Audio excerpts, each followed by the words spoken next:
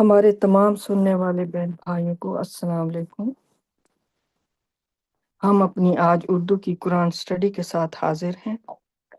آج ہم پڑھیں گے سورہ نمبر 15 ابراہیم اور اس کی آیت نمبر 51 سے۔ تو پہلے میں انگلش میں پڑھوں گی اور پھر میں اس کا ترجمہ اردو میں پڑھوں گی۔ یہ ایک ہی ٹاپک ہے جو چلا آ رہا ہے، تو اس لیے میں پہلے انگلش میں کچھ ورسز ہیں ان کو پڑھ کے پھر اردو میں ان کا ترجمہ پڑھوں گی انشاءاللہ۔ اعوذ باللہ من الشیطان الرجیم، بسم اللہ الرحمن الرحیم۔ سورہ 15 verse 51۔ Angels visit Abraham. Inform them about Abraham's guests. When they entered his quarters, they said, "Peace." He said, "We are apprehensive about you."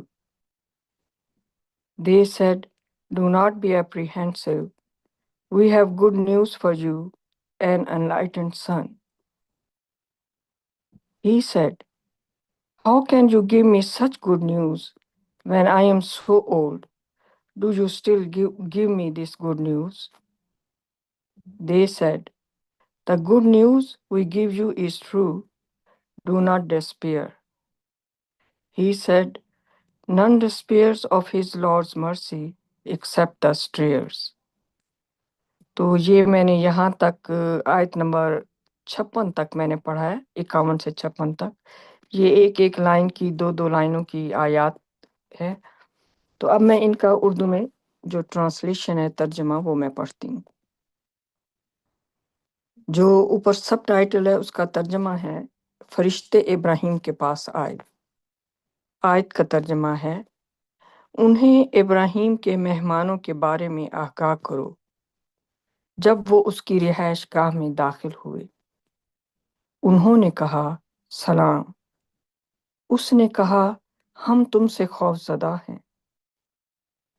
انہوں نے کہا، خوف زدہ مت ہو، ہمارے پاس تمہارے لیے خوشخبری ہے، ایک علم والے بیٹے کی۔ اس نے کہا، تم مجھے ایسی خوشخبری کیسے دے سکتے ہو جب کہ میں اتنا بوڑھا ہوں؟ کیا تم اب بھی مجھے یہ خوشخبری دیتے ہو؟ انہوں نے کہا، جو خوشخبری ہم تمہیں دیتے ہیں وہ سچ ہے، مایوس مت ہو۔ اس نے کہا، کوئی بھی اپنے رب کی رحمت سے مایوس نہیں ہوتا سوائے گمراہوں کے۔ یہ ابراہیم، جب فرشتے ابراہیم کے پاس آئے، اللہ سبحانہ تعالیٰ نے بھیجے خوشخبری، ایک خوش خبری کے ساتھ۔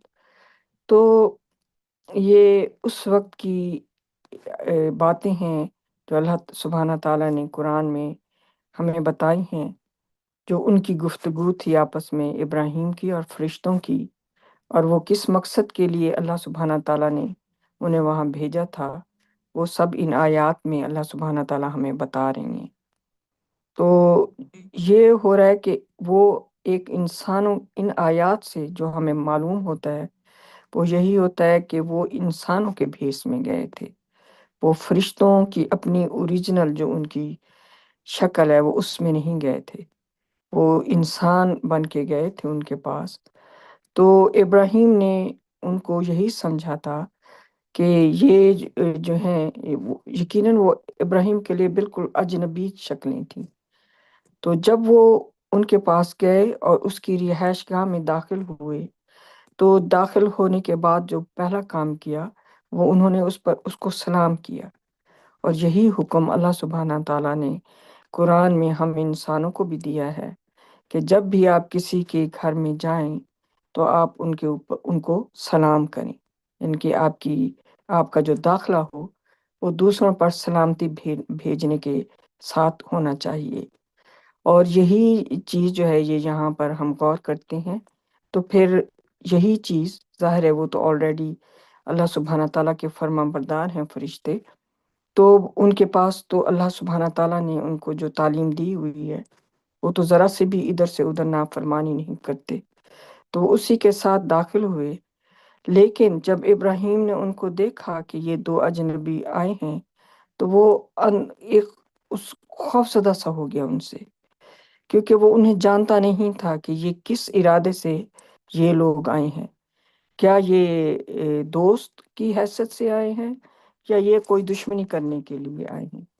یہ خوفزدہ ہونا کوئی اتنی بری بات نہیں ہے، کیونکہ یہ ہر انسان جو ہے اس کے اندر یہ ایک فیلنگز جو ہے یہ اللہ سبحانہ تعالیٰ کی ہی یہ ہمیں دی ہوئی ہیں۔ اس سے یہ ہوتا ہے کہ ہم اگر کسی چیز سے ہمیں واقفیت نہیں ہوتی یا ہم اس کو بالکل ہمارے لیے انجان ہوتی ہے تو ہم الرٹ ہو جاتے ہیں ان فیلنگز کی وجہ سے، تو اور تاکہ ہم اپنا خود بچاؤ کر سکیں۔ تو یہ اس طرح کی فیلنگز ابراہیم کو بھی آئے کہ وہ انہیں بالکل نہیں جانتا تھا کہ یہ کون ہے اور کس مقصد کی وجہ سے آئے ہیں، لیکن وہ فرشتے تھے، انہیں فوراً پتہ چل گیا کہ اس کے اندر خوف آیا ہوا ہے، اور وہ خود بھی بتا رہا ہے کہ ہم تم سے خوف زدہ ہیں۔ تو فرشتوں نے جواب دیا جو انسانوں کی حالت میں تھے کہ خوف زدہ مت ہو، ہمارے پاس تمہارے لیے خوشخبری ہے ایک علم والے بیٹے کی۔ تو انہوں نے اس کو بتایا کہ ہم اللہ تعالیٰ کی طرف سے تمہارے لیے ایک خوشخبری لے کر آئے ہیں، ایک ایسے بیٹے کی جو کہ علم سمجھ بوجھ والا ہوگا، جس کے پاس دانائی ہوگی، اور جو نیک اور رائچس ہوگا، اس بیٹے کی وہ خوشخبری لے کر آئے تھے۔ اس سے ریلیٹڈ بہت سی اور بھی قرآن میں مختلف جگہوں کے اوپر آیات ہیں جو اس کو مزید تھوڑا سا اور مختلف طریقوں سے اس واقعے کی وضاحت بھی کرتی ہیں، لیکن یہ خود یہاں پر ورسز جو ہیں یہ خود اللہ سبحانہ تعالیٰ کی مرضی سے بہت واضح ہیں، ان میں کسی قسم کی کوئی زیادہ دماغ کو زور دے کے سمجھنے والی کوئی چیز نہیں ہے۔ یہ بہت ہی سمپل آسان ایک گفتگو ہے جو اللہ سبحانہ تعالیٰ ہمیں بتا رہے ہیں ابراہیم کی اور فرشتوں کی جو ہوئی تھی آپس میں۔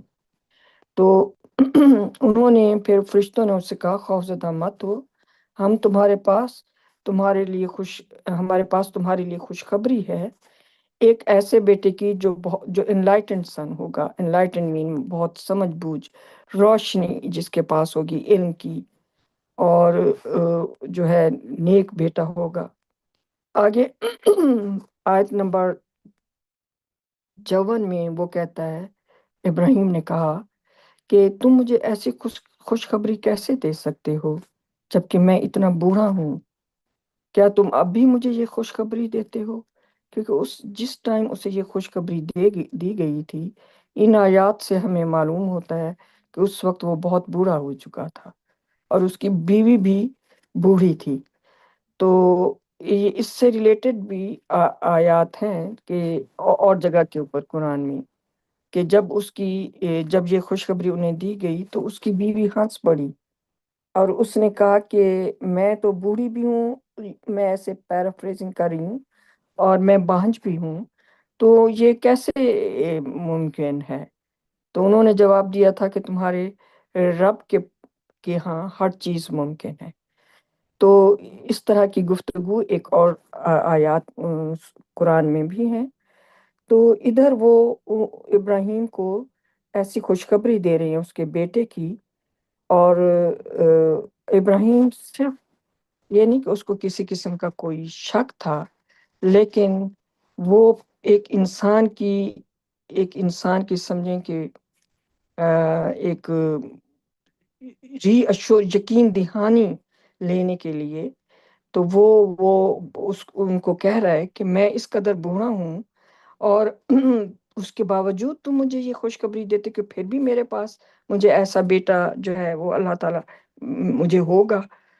تو انہوں نے کہا جو خوشخبری ہم تمہیں دیتے ہیں وہ سچ ہے، مایوس مت ہو۔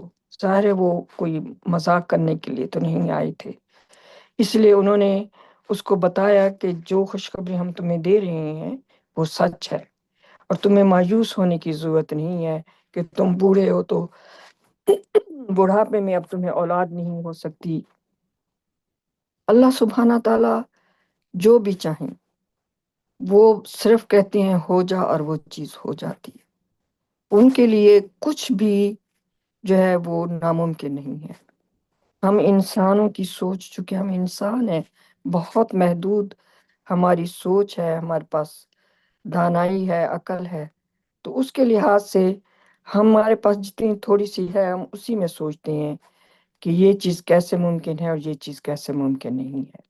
لیکن اللہ سبحانہ تعالیٰ کہ ہاں، اللہ سبحانہ تعالیٰ کے لیے ہر چیز ممکن ہے، چھوٹی سے چھوٹی سے لے کے بہت بڑی تک وہ کر سکتے ہیں، کیونکہ وہ ہر چیز کے خالق ہیں اور ان کا کنٹرول ہے ہر چیز کے اوپر۔ تو اس کے جواب میں جب انہوں نے کہا کہ ابراہیم کو کہ یہ خوشخبری سچی ہے اور تم مایوس نہ ہو، تو اس کے ابراہیم کا جواب تھا، کوئی بھی اپنے رب کی رحمت سے مایوس نہیں ہوتا سوائے گمراہوں کے۔ تو اللہ تعالیٰ کی جو رحمت ہے اس کو ہم انسان اس کا احاطہ بھی نہیں کر سکتے۔ وہ اس قدر وسیع، اس قدر بڑی ہے کہ اگر نمبر ون ہمارے پاس تو اللہ سبحانہ تعالیٰ کی عظمت اور شان کی ایک تو ہمیں پہچان ہی نہیں جتنی کہ ہونی چاہیے۔ نمبر دو، ہم انسان، سب سے بڑا جو ہمارے اوپر رحمت ہے رحمان کی، کہ جب فرشتوں نے اللہ سبحانہ تعالیٰ سے کہا تھا، جب ہم نے اوپر اللہ سبحانہ تعالیٰ کی جو ایبسلیوٹ اتھارٹی ہے، جو ان کی وحدانیت ہے، جب ہمیں اس پر شک آیا تھا تو اس پر فرشتوں نے کہہ دیا تھا کہ جس نے شک کیا تھا کہ ان سب کو آپ جہنم میں ڈال دیں، لیکن اللہ سبحانہ تعالیٰ غفور و رحیم اس قدر ہیں، انہوں نے کہا تھا کہ نہیں، میں وہ جانتا ہوں جو تم نہیں جانتے۔ ان کو معلوم تھا کہ کچھ ایسی ان میں روحیں ہیں جن کو اگر اور موقع دیا جائے تو وہ اللہ سبحانہ تعالیٰ کی وحدانیت پہ اپنا پورا ایمان لے کے آ جائیں گی، اور ان کے ساتھ پھر دوبارہ کسی کو شریک نہ ٹھہرائیں گی، کسی کا ان کے برابر میں نام نہ لیں گی، اور صرف ان کی مکمل وحدانیت جو ہے اس کو وہ سر تسلیم خم کر دیں گی، اور اسی کی وہ صرف عبادت کریں گی، اس واحد ایک اللہ کی۔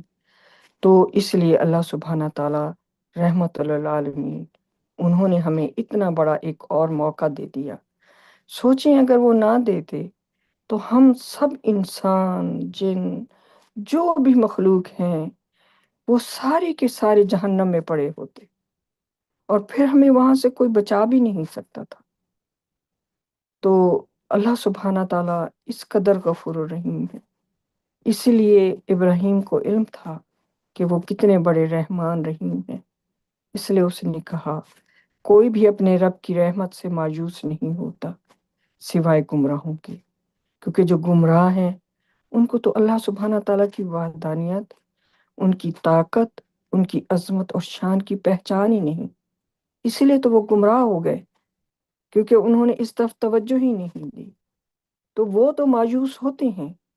تو اس سے ہمیں ایک بات اور بھی سیکھنی چاہیے کہ ہمارے حالات جو بھی ہو جائیں، ہم جس بھی حالت میں ہوں، جس بھی ہمیں مشکلات آئیں یا جو کچھ آئیں، اپنے رب کی رحمت سے کبھی مایوس نہ ہو، اور ہمیشہ اس پکے یقین کے ساتھ اور اعتماد کے ساتھ اس کو ہم فیس کریں، ان حالات کا، کہ ہمارے رب جو ہیں وہ ہمارے ساتھ ہیں، اور وہ ہمیں ہمیں اس سے نکال لیں گے۔ تو یہ چیز جو ہے یہ آپ کے ہر مشکل حالت کو، ہر مشکل حالات کو جس میں بھی انسان چلا جاتا ہے، اس کو یہ سوچ جو ہے نا، یہ آسان کر دیتی ہے، اس سے نمٹنا اور اس سے گزرنا آسان ہو جاتا ہے، وہاں سے پھر نکلنا اس کنڈیشن سے۔ تو اس لیے اس نے یہی کہہ رہا ہے کہ سوائے گمراہوں کے اور اللہ تعالیٰ کی رحمت سے کوئی مایوس نہیں ہوتا۔ تو آگے ہم پڑھتے ہیں آیت نمبر 57. یہاں کی پہلے میں انگلش پڑھ لیتی ہوں کچھ ورسز کی آیات کی، پھر میں اس کا اردو میں ترجمہ پڑھوں گی انشاءاللہ. آیت number 57. He said, "What is your mission, O messengers?" They said, "We are being dispatched to guilty people." اس نے کہا، اب میں 57 کا جو ہے ترجمہ پڑھ رہی ہوں. اس نے کہا، اے پیغام لانے والو، تمہارا مقصد کیا ہے، یعنی کہ کس مشن پر تم آئی ہو؟ انہوں نے کہا، ہم مجرم لوگوں کی طرف بھیجے جا رہے ہیں. تو ان کا جو مشن تھا، ان فرشتوں کا جو انسانوں کی صورت میں ابراہیم کے پاس آئے تھے، تو ان کا ایک جو تھا ابراہیم کے پاس، اس کو خوشخبری اولاد کی دینی تھی، جو کہ اسحاق کی خوشخبری. اور ایک اور آیت، بہت سی آیتیں ہیں قرآن میں مختلف جگہوں پر. اور اسحاق کے ساتھ انہوں نے ایک اور جگہ کے اوپر فرمایا، انہوں نے بتایا ابراہیم کو کہ اسحاق اور اسحاق کے بعد یعقوب کی خوشخبری بھی انہوں نے دی. تو یہ ایک مطلب کہ یہ پیغمبر نبی جو ہیں، یہ ان کی اس سے آنے کی ایک خوشخبری دینے کے لیے وہ آئے تھے. اور دوسری جو تھی ان کا مقصد، وہ جو تھا وہ تھا لوط کی قوم کی طرف جانے کا. وہ اس کے ابراہیم کے پاس یہ خوشخبری سنا کے انہوں نے آگے لوط کے پاس چلے جانا تھا. تو وہی وہ پوچھ رہے ہیں ابراہیم ان سے کہ اے پیغام لانے والو، تمہارا مقصد کیا ہے، یعنی کہ کیا مشن ہے؟ تو اس نے کہا، ہم مجرم لوگوں کی طرف بھیجے جا رہے ہیں. اور وہ انہیں آگے پڑھتے ہیں 59، وہ آیات خود بتا رہی ہیں. As for Lord's family, we will save them all, but not his wife. She is destined to be with the doomed. جہاں تک لوط کے خاندان کا تعلق ہے، ہم ان سب کو بچا لیں گے، مگر اس کی بیوی نہیں. اس کا مقدر برباد ہونے والوں کے ساتھ ہے.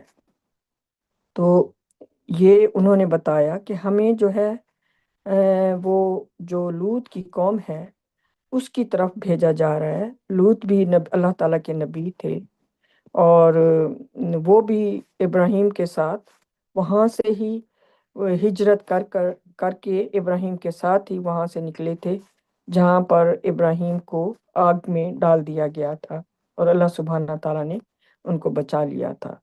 وہ وہیں انہی لوگوں سے یہ دونوں نکل کر تو اللہ تعالیٰ کے حکم سے اس طرف آئے تھے. تو لوط کو اللہ سبحانہ تعالیٰ نے ایک اور قوم کی طرف بھیجا تھا، اور وہاں پر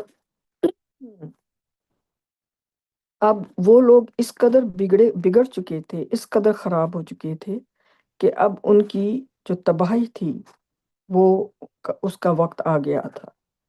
تو یہیں پر وہ اس لیے وہ بتا رہی ہیں کہ ہم ان مجرم لوگوں کی طرف بھیجے جا رہی ہیں، لیکن جہاں تک لوط کے خاندان کا تعلق ہے تو وہ ان سب کو ہم بچا لیں گے.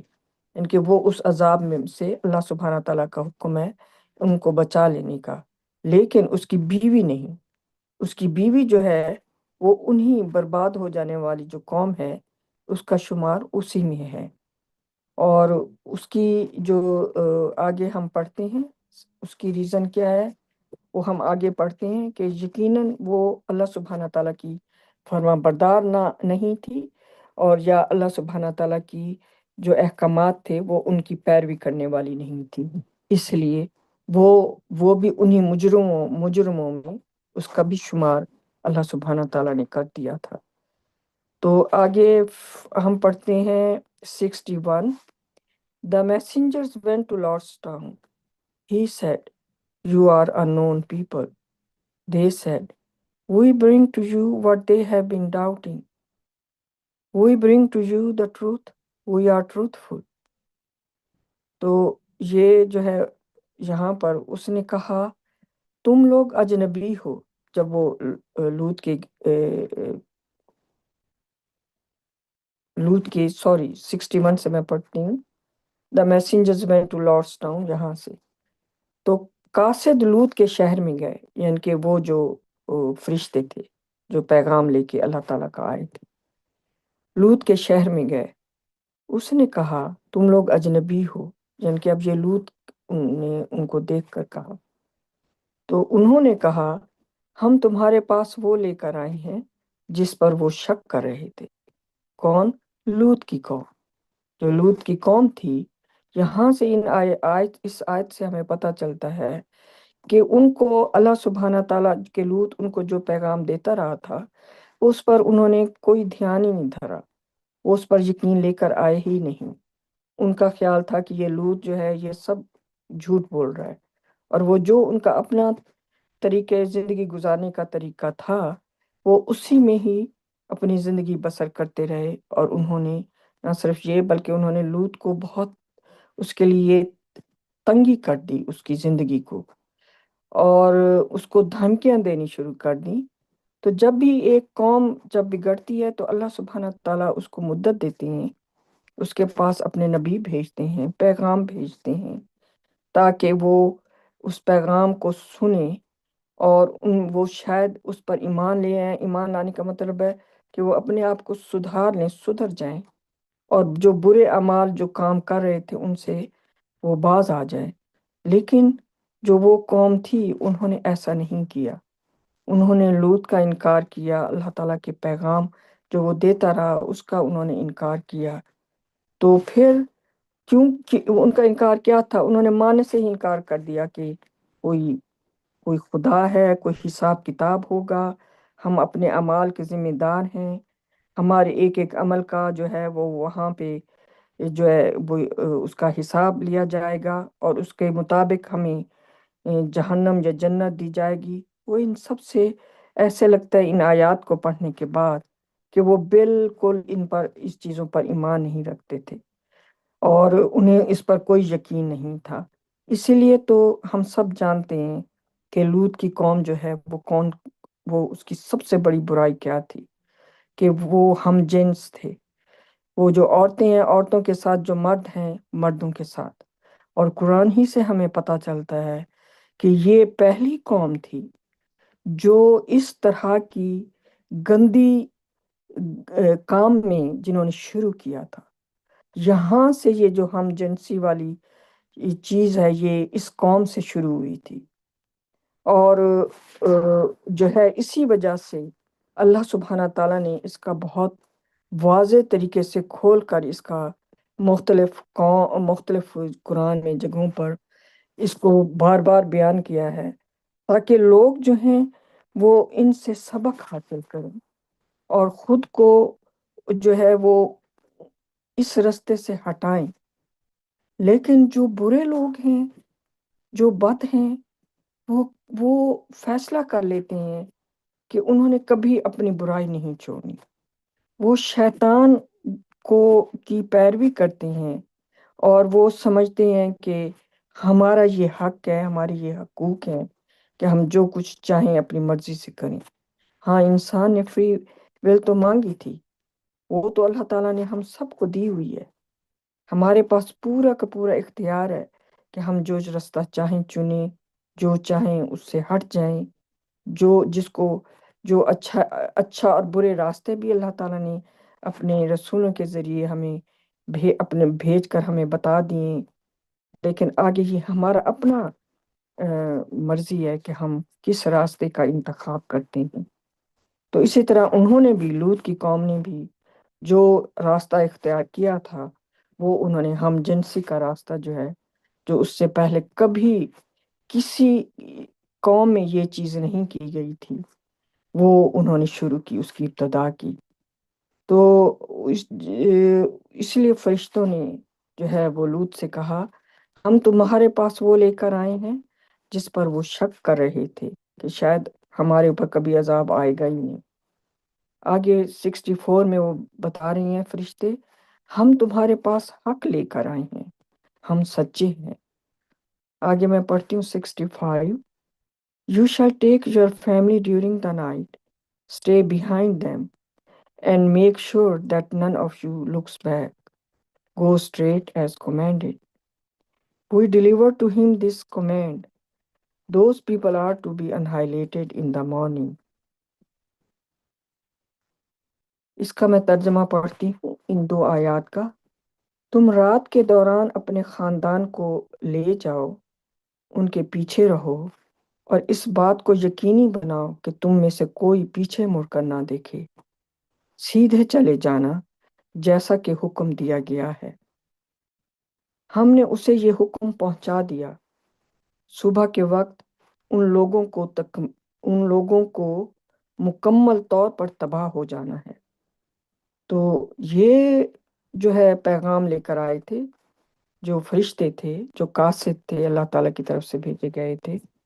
वो ये पैगाम उन्होंने लूत तक पहुंचा दिया कि हमें ये अल्लाह सुब्हाना ताला का हुक्म है कि इनको, इस कौम को सुबह के वक्त मुकम्मल तौर पर तबाह कर देना है। तो इसलिए तुम रात के दौरान ही अपने खानदान को ले जाओ। और एक खास हिदायत दी जा रही है लूत को कि तुम उनके खानदान आगे चले और तुम उनके पीछे रहो और इस बात को यकीनी बनाओ कि तुम में से कोई पीछे मुड़कर ना देखे। सीधे चले जाना जैसा कि हुक्म दिया गया है। तो ये फरिश्तों ने ये पूरी तफसील लूत को बताई ताकि लूत उनके पीछे रहे, ताकि वो इस चीज़ पर मुकम्मल ध्यान रखे कि कोई आगे जो जा रहा है उसकी खानदान के लोग कोई पीछे मुड़कर ना देखे। तो आगे हम पढ़ते हैं 67। The people of the city came joyfully. He said, "These are my guests, so do not embarrass me. Fear God and do not shame me." They said, "Did we not enjoin you from contacting anyone?" He said, "Here are my daughters, if you must." But alas, they were totally blinded by their lust. Consequently, the disaster struck them in the morning. We turned it upside down and showered them with devastating rocks. This is a lesson for those who possess intelligence. This will always be the system. This is a sign for the believers. तो मैं यहाँ से जो है वो तर्जमा पढ़ती हूँ कि आयत नंबर 67 से शहर के लोग खुशी खुशी आए। उसने कहा, ये मेरे मेहमान हैं, मुझे शर्मिंदा मत करो। अल्लाह से डरो और मुझे शर्मिंदा ना करो। उन्होंने कहा, क्या हमने तुम्हें किसी से भी राब्ता करने से मना नहीं किया था? यहाँ से अंदाज़ा लगा लें कि उसके ऊपर उन्होंने किस कदर उसके लिए ज़िंदगी को तंग किया हुआ था कि उसको इस चीज़ की भी इजाज़त नहीं थी कि वो बाहर कहीं से लोगों से किसी से राब्ता ही कायम कर सके, या उसको एक तरह से जैसे कह लें कि उसी शहर के अंदर बंद सा किया हुआ था और उस पर बहुत सी पाबंदियां इस आयत से हमें लगता है कि लगाई हुई थी। तो उसने कहा, ये रही मेरी बेटियां, अगर तुम्हें यही करना है। अब वो जिस मकसद के लिए उन्हें पता चला कि वो जो दो थे या कितने थे, अल्लाह ताला ने तादाद तो नहीं बताई, लेकिन जो फरिश्ते आए थे उनकी जितनी भी तादाद थी और वो इंसानों की सूरत में थे, तो दरअसल वो उन्हीं के लिए उन्होंने इस तरफ जो है वो आए। तो उसने कहा, ये मेरी बेटियां हैं, अगर तुम्हें यही करना है तो तुम उनके सामने मुझे शर्मिंदा ना करो। लेकिन 72 में अल्लाह सुब्हाना ताला हमें बता रही है कि अफसोस वो अपनी हवस की वजह से बिल्कुल अंधे हो चुके थे कि उन्हें उन्हें और कुछ नजर नहीं आ रहा था सिवाय इसके कि कोई और 2 अजनबी आदमी जो है वो आ गए हैं और वो उन्हीं की तरफ जो है वो अपनी हवस की वजह से वो रागिब हो रहे थे।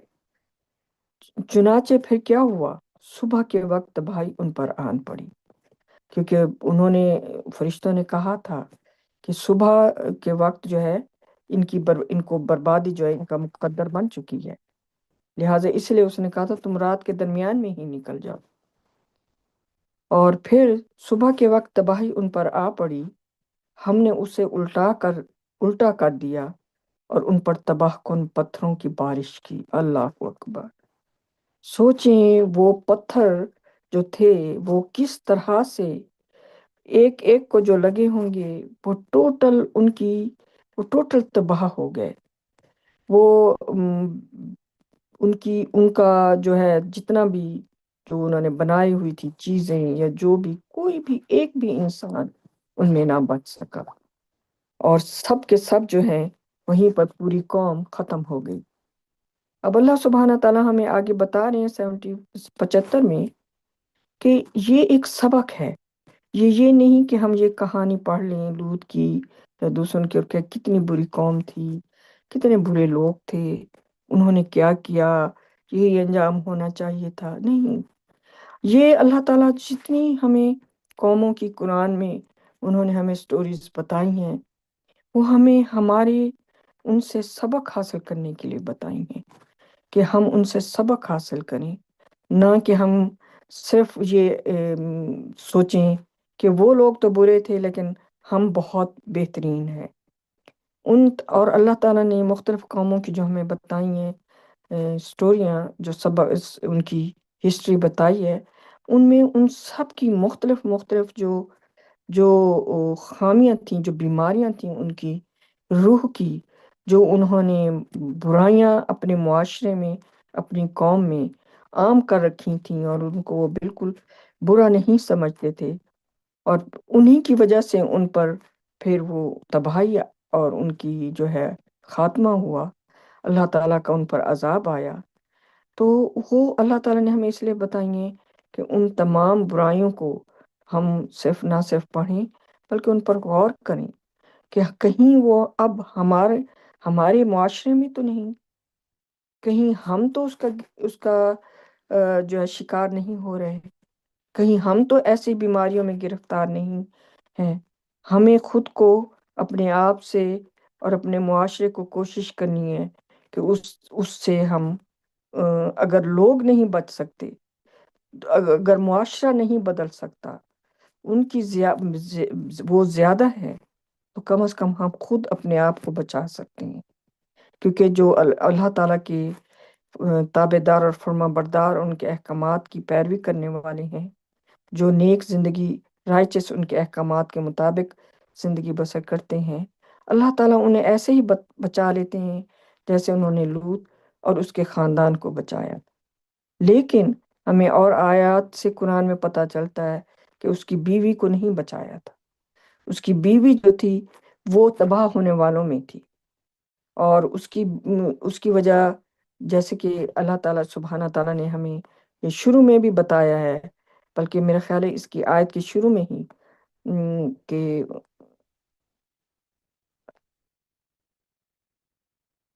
ہاں، آیت نمبر 60 میں جہاں تک لوط کے خاندان کا تعلق ہے ہم ان سب کو بچا لیں گے مگر اس کی بیوی نہیں، اس کا مقدر برباد ہونے والوں کے ساتھ ہے۔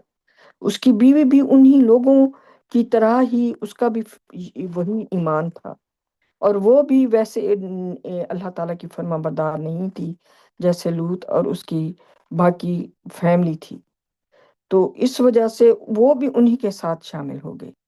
لوط اس کو نہیں بچا سکا کیونکہ لوط کے پاس کوئی طاقت نہیں، ابراہیم کے پاس کوئی طاقت نہیں تھی کہ وہ اپنے باپ کو بچا سکتے، اسی طرح سے نوح کے پاس کوئی طاقت نہیں تھی کہ وہ اپنے بیٹے کو بچا سکتے، اور اسی طرح سے نوح نہ صرف بیٹا، وہ اپنی بیوی کو بھی نہ بچا سکے۔ تو یہ سب جو ہے یہ ان سب سے اللہ تعالیٰ کی یہ جو قرآن میں آیات ہیں ایک ایک، یہ ایسے بے مقصد نہیں ہے، ان سب میں ہمارے لیے تعلیم ہے، ہمیں ان سے سبق حاصل کرنا ہے، سیکھنا ہے، اور پھر ہمیں اللہ تعالیٰ کا جو سیدھا راستہ ہے اس کے اوپر اس کے مطابق زندگی بسر کرنی ہے۔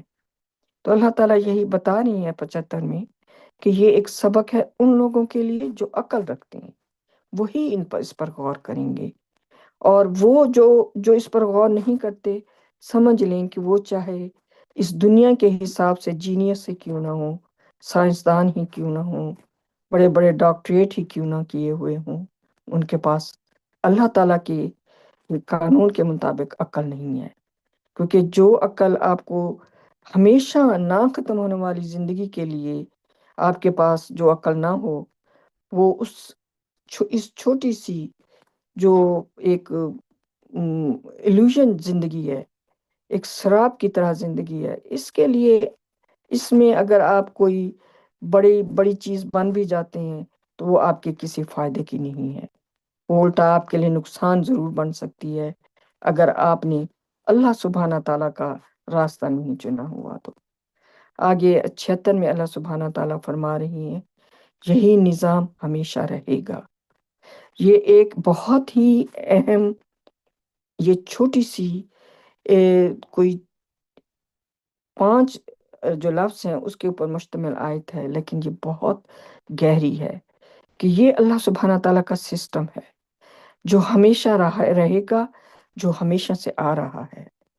کہ جو اللہ سبحانہ تعالیٰ کے راستے کی اوپر نہیں چلتے، جو ان کے پیغام کی پیروی نہیں کرتے، ان کا مقدر تباہی اور بربادی ہے.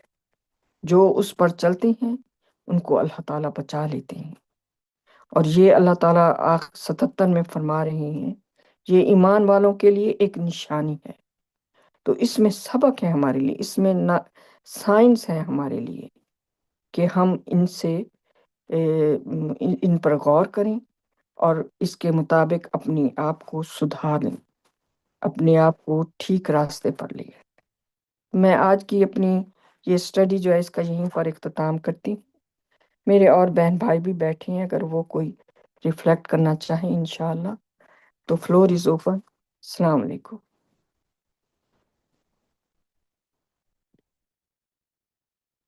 MashaAllah, sister. Praise God. MashaAllah, sister. Thank you. Thank you, sister. MashaAllah. Thank you, God. Praise God.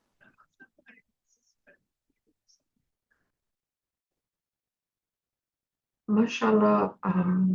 بڑی امپورٹنٹ باتیں ہیں اس میں، اور آپ نے بڑی ریفلیکشن کی ہے، ڈیٹیل میں بتایا ہے. ایسے ہی میں تھوڑا سا ایڈ کرنا چاہوں گی اس میں. Just a second, sorry. یہ جو سسٹم کی بات اللہ تعالیٰ یہاں فرما رہے ہیں کہ یہ this will always be the system. نعوذ باللہ من الشیطان، بسم اللہ الرحمن الرحیم. کہ یہی نظام ہمیشہ رہے گا. اللہ تعالیٰ کا نظام ایک اٹل نظام ہے، کیونکہ اللہ تعالیٰ کے پاس پرفیکشن ہے. کوئی چیز میں کوئی جھول نہیں، اس میں کوئی امپروومنٹ کی یا اس میں کوئی کمی کی گنجائش ہی نہیں ہے. کیونکہ ایک حقیقت ہے، صرف اللہ تعالیٰ کے پاس پرفیکشن ہے، اور اللہ تعالیٰ خود ایک ٹروتھ ہے، اور ان کی ہر چیز کے اندر سچائی ہے، یعنی کہ اٹل حقیقت ہے. تو اللہ تعالیٰ نے بار بار قرآن میں بتایا ہے کہ اس طرح ایک قوم جو ہے وہ برائی کی اس میں حد تک اتنی بڑھ گئی، اور پھر ان کے پاس آتے تھے وارنرز، یعنی کہ ان کو خبردار کرنے والے کہ جو کچھ تم کر رہے ہو غلط ہے. اور پھر وہ نہیں سنتے تھے، وہ بار بار ان کے اندر رہتے تھے، بار بار بتاتے تھے. پھر ایک خاص مدت کے بعد ان لوگوں کی تباہی آ جاتی تھی. وہ تباہی کا بھی بتاتے تھے کہ اگر یہی حال تمہارا رہا تو پھر یہاں پہ عذاب آ جائے گا، اللہ کا اوپر سے آئے گا عذاب، جس کو وہ کبھی نہیں مانتے تھے. ہر قوم کا یہی تھا، ہنستے تھے، اچھا کدھر ہے وہ عذاب، تم لے کیوں نہیں آتے. اس طرح کی بھی جرت کرتے تھے لوگ. یعنی کہ اس قدر ڈینائل تھا ان میں کہ وہ بات انہیں مذاق ہی لگتی تھی. اور کوئی تو یہ بھی کہتے تھے کہ وہ لے آؤ، پھر عذاب ہے کہاں.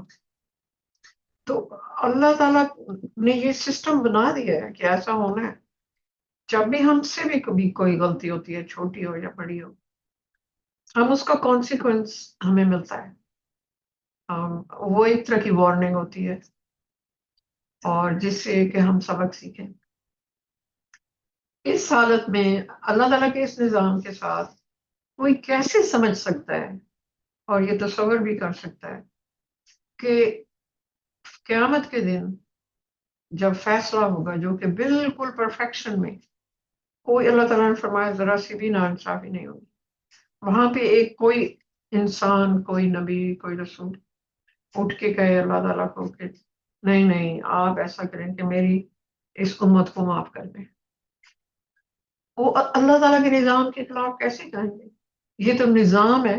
کچھ لوگوں کو یہاں اللہ تعالیٰ نے فرمایا قرآن میں کہ کچھ کو ہم یہاں تمہیں دکھا سکتے ہیں کہ ان کے ساتھ کیا ہوگا، اور کچھ کو تم نہیں بھی دیکھو گے، لیکن فائنل جو ہے فیصلہ وہ قیامت کے دن ہوگا، جس میں کوئی اللہ تعالیٰ سب سے بڑے منصف ہیں، ان کا نظام ہی پرفیکشن ہے. جیسے ایک سائنس ہوتی ہے، ایک کاز اینڈ افیکٹ، جو بھی ایک چیز ہے اس کا ایک افیکٹ ہے.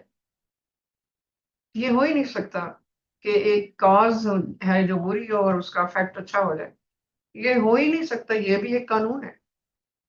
تو یہ واقعی سسٹر آپ نے کہا یہ 5 اس میں ورڈز ہیں، مگر یہ بہت ایک قسم کی سٹیمپ ہے یہ، کہ اس کو آپ کوشچن ہی نہیں کر سکتے اللہ تعالیٰ کے نظام کو. ماشاء اللہ. بس اتنا کہنا ہے. She was so claiming I murdered my husband and the list goes on.